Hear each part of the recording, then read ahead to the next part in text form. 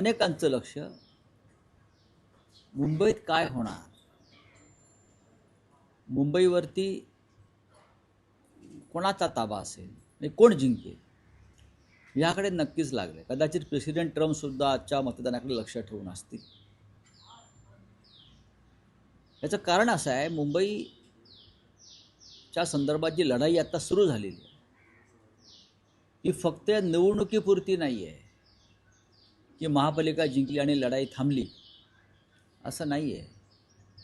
केंद्रामधली राक्षसी सत्ता, महाराष्ट्रामधली मराठीद्रोही सत्ता, काही धनदांडगे यांना मिळून मुंबई मोदींच्या आणि अमित शहांच्या लाडक्या उद्योगपतींच्या घशात घालायची आहे. आणि ती लढाई मोठी लढाई आणि बराच काळ चालणारी लढाई आहे. महापालिका हे त्या युद्धातलं पहिलं महत्त्वाचं पाऊल आणि लढा आहे. महापालिका जिंकल्यावर पुढल्या लढाईला सुरुवात होईल. आज आपण पाहिला असेल, तुम्ही कुठेही जा, हे मला आश्चर्य वाटतं आहे, घाटकोपरला एक होर्डिंग कोसळलं आणि 40 लोक ठार झाले. फार दुर्दैवी घटना होती. घाटकोपरला एक होर्डिंग कोसळलं मधल्या काळात वादळामुळे, 40 लोक ठार झाली. मी काल पाहिलं, त्या भूखंडावर सुद्धा अडाणीचा बोर्ड लागला बाजूला. तुम्ही पहा, पत्रे लागलेत आणि मी माहिती घेतली तर हा भूखंड अडाणीने घेतला असं सांगितलं. 40 लोक खाली गाडले गेले आहेत. ही राक्षसी भूक जी आहे, ही राक्षसी भूक भारतीय जनता पक्षाची आणि त्यांना पोसणाऱ्या उद्योगपतींची, आणि त्यांना या राक्षसांना मुंबई आणि मराठी माणसाची अस्मितासुद्धा गिळायची. एकदा मुंबई गिळली का मुंबई वेगळी केली जाईल मराठी माणसापासून, हृदय तोडलं जाईल महाराष्ट्राचे. मग यासाठी आम्हाला पुढल्या युद्धासाठी सज्ज राहावं लागेल. जर 106 हुतात्मे तेव्हा झाले असतील तर शिवसेना आणि महाराष्ट्र नवनिर्माण सेना, राष्ट्रवादी काँग्रेस, आम्ही सगळे ज्यांच्यामध्ये मराठीची मशाल पेटली आहे हृदयात, ते सगळे आम्ही रस्त्यावर उतरल्याशिवाय राहणार नाही मुंबई वाचवण्यासाठी. मतदान ही पहिली लढाई आहे. मतदानाच्या माध्यमातून मुंबई जिंकणं मराठी माणसाची ही पहिली लढाई आहे.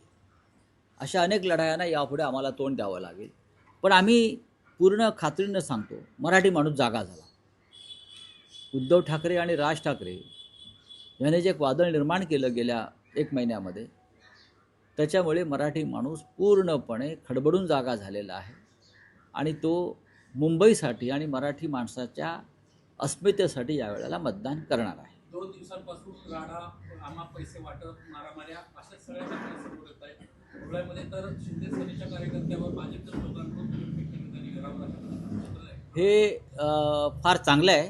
हे चित्र महाराष्ट्राला जे दिसतं आहे,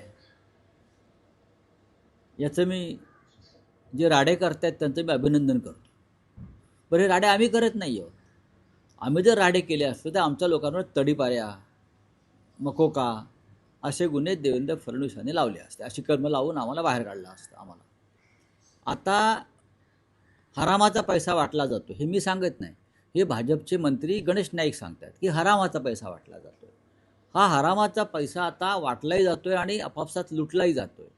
आणि शिंदे गटाचे लोक भारतीय जनता पक्षाच्या लोकांना पैसे वाटणाऱ्यांना मारतायत आणि भाजपचे लोक शिंदेच्या लोकांना मारतायत. हे चित्र आहे महायुतीतलं. अजित पवार भारतीय जनता पक्षाचा 40,000 कोटीचा भ्रष्टाचार बाहेर काढतायत आणि देवेंद्र फडणवीस अजित पवारांचे कपडे फाडतायत. अशा प्रकारे महाराष्ट्रामध्ये सरकारमध्ये एक प्रकारची अनागोंदी, अराजक आणि बेबंदशाही माजलेली आहे. हे सगळे 3 पक्ष सत्ता आणि पैसा यासाठी एकत्र आलेले आहेत. त्यांना मुंबई आणि मराठी माणसाचं काहीही पडलेलं नाही. म्हणून उद्धव ठाकरे आणि राज ठाकरे यांनी एकत्र येऊन मराठी मनाला साथ घातलेली आहे. मला असं वाटत नाही, कारण त्या संकटाशी सामना करण्यासाठी आमची पण राडेबाज फौज प्रत्येक मतदान केंद्राच्या आसपास उभी आहे. आणि हा राडा कायदेशीर आहे. एक सांगतो, जर तुम्ही बेकायदेशीरपणे लोकशाहीची हत्या करून मतदान केंद्रात बोगस मतदान करणार असाल तर अशा बोगस लोकांवरती कारवाई करणारी जो आमचा भगवा स्क्वॉड आहे तो सुद्धा त्याच पद्धतीनं काम करेल. याच्यामध्ये कायदा आडवा येणार नाही, कारण आम्ही कायद्याच्या रक्षणाचंच काम करू, ठोकून काढू. उद्धवजी आणि राजसाहेबांनी सांगितलेलं आहे, त्यांना ठोकून काढा, आणि त्या दृष्टीनं दृश्य अदृश्य स्वरूपामध्ये आमची पथकं तयार आहे. सर, निवडणूक आयोगानं यावेळेस पहिल्यांदाच एक नवी यंत्रणा, पाडू नावाची यंत्रणा उपलब्ध केली आहे, ज्यावर राज ठाकरे, उद्धव ठाकरे यांनी काल संशय उपस्थित केला. निवडणूक आयोगाचं असं म्हणणं आहे की आम्ही अपवादात्मक परिस्थितीतच ही यंत्रणा मग ही वापरणार. अपवादात्मक परिस्थिती लोकसभेला का नाही, विधानसभेला किंवा देशात इतरत्र का नाही, फक्त मुंबईतच का? अशी अपवादात्मक परिस्थिती मुंबईच्या बाहेर नाशिक, पुणे, संभाजीनगर, ठाणे इथे निर्माण होणार नाही याची खात्री काय? फक्त मुंबईतच का? हां, म्हणजे EVM यंत्र बिघडलं, त्याला काय बॅकअप चार्ज करण्यासाठी, सिस्टीम करण्यासाठी, हे कुठे होऊ शकतं?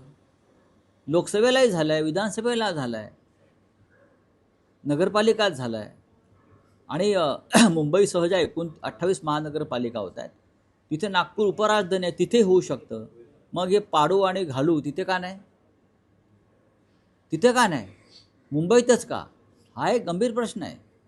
राऊसाहेब, तब्बल 9 वर्षांनी मतदान करायला मिळते लोकांना.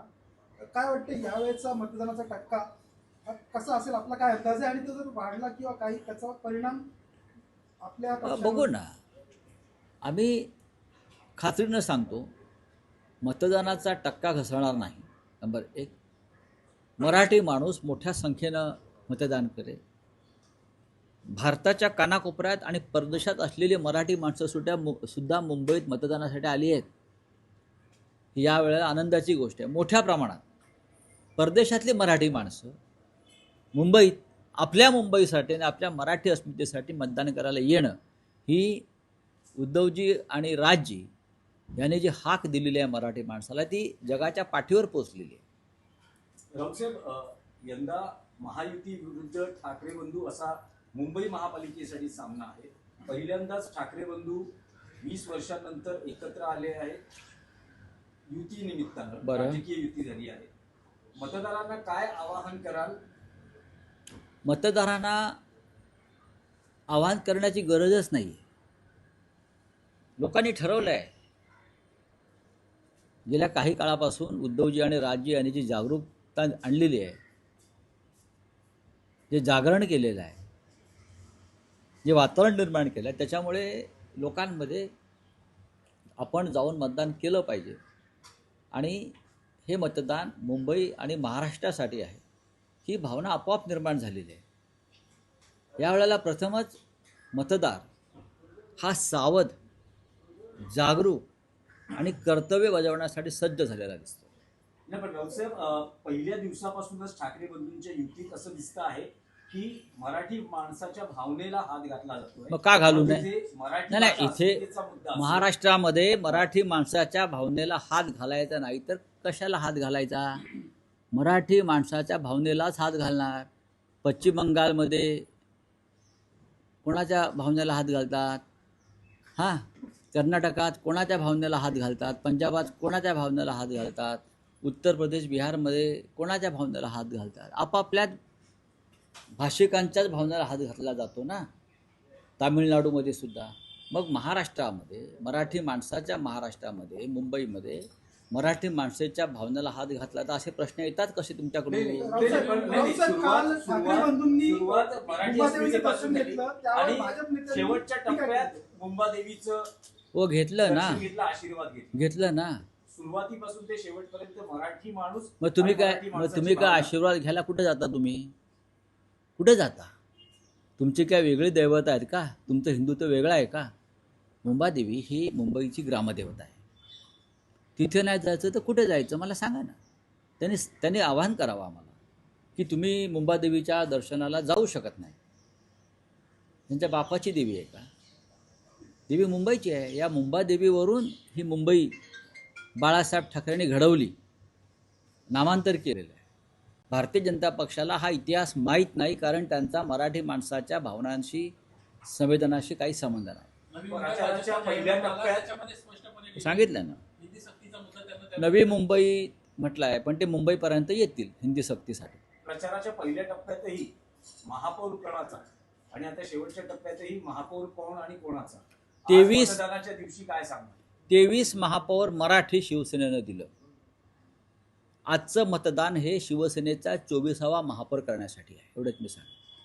23 महापौर शिवसेनेने मराठी दिले आणि आजचं मतदान हे शिवसेनेचा 24वा महापौर मुंबईत करण्यासाठी आहे आणि त्यासाठी मतदान होत आहे. चला. 140 मशीन बोलिए. 140 मशीन लेके आए पाड़ू नाम की, इसका मतलब क्या कहना है सर? ये जो पाड़ू है, ये पाड़ू पहले क्यों नहीं लाया लोकसभा में, विधानसभा में और चुनाव में? अभी अचानक ये पाड़ू की याद कैसे आ गई? हमने तो कभी पाड़ू का नाम सुना भी नहीं था. ये क्या है पाड़ू यार? पाड़ू पाड़ू पाड़ू कल से चल रहा है पाड़ू. तो पाड़ू मुंबई में ही क्यों, ठाणा में क्यों नहीं? पूरे महाराष्ट्र में चुनाव हो रहा है ना, 28 महानगर पालिका में. तो इमरजेंसी सिचुएशन सिर्फ मुंबई में निर्माण होगी. ठाणे, नाशिक, पुणे, नागपूर, संभाजीनगर, जळगाव, जालना, अमरावती, अकोला, हाँ, चंद्रपुर, यहाँ नहीं होगी इमरजेंसी स्थिति. सिर्फ मुंबई में क्यों? लोगों के मन में संशय है, हाँ, संदेह है. ये पाड़ू का कुछ गड़बड़ है, लेकिन पाड़ू आने दो नहीं तो ताड़ू आने दो. हम लोग बहुत सावध हैं. सर ये तो ट्रायल है, लेकिन इलेक्शन कमीशन की वेबसाइट पे इसका लिखा नहीं गया है नाम. देखिए, इलेक्शन कमीशन नहीं है ये भारतीय जनता पार्टी की एक भ्रष्ट एक्सटेंडेड शाखा है. सर लगातार 2 दिन से पैसे बांटे जा रहे हैं सर. हाँ, बांटे जा रहे हैं, उनके पास पैसा है, हराम का पैसा है. ये हराम का पैसा है, मैं बार बार बोलता हूँ, हराम का पैसा है. और ये हराम का पैसा है, ये मेरा शब्द नहीं है, भारतीय जनता पार्टी के एक मंत्री गणेश नाइक बोल रहे कि चुनाव में हराम का पैसा बांटा जा रहा है, खास करके शिंदे गढ़ की तरफ से. तो हराम का पैसा मीन्स कौन सा पैसा है? ये देवेंद्र फडणवीस जो गृह मंत्री है, महाराष्ट्र की जनता को बताना चाहिए ये महाराष्ट्र में इस चुनाव में हरामखोरी कौन कर रहा है. चलिए, थैंक यू. मुंबई का महापौर जो है 9 का चुनाव हो रहा है, मुंबई का महापौर किस प्रकार से देखते हैं? ठाकरे बंधु एक साथ आने के बाद देखिए, अब तक शिवसेना ने मुंबई को 23 महापौर दिए, 23 मेयर दिए हैं मराठी. आज जो चुनाव होने जा रहा है, आज जो मतदान हो रहा है, ये शिवसेना का 24वां महापौर चुनने के लिए हो रहा है. Thank you.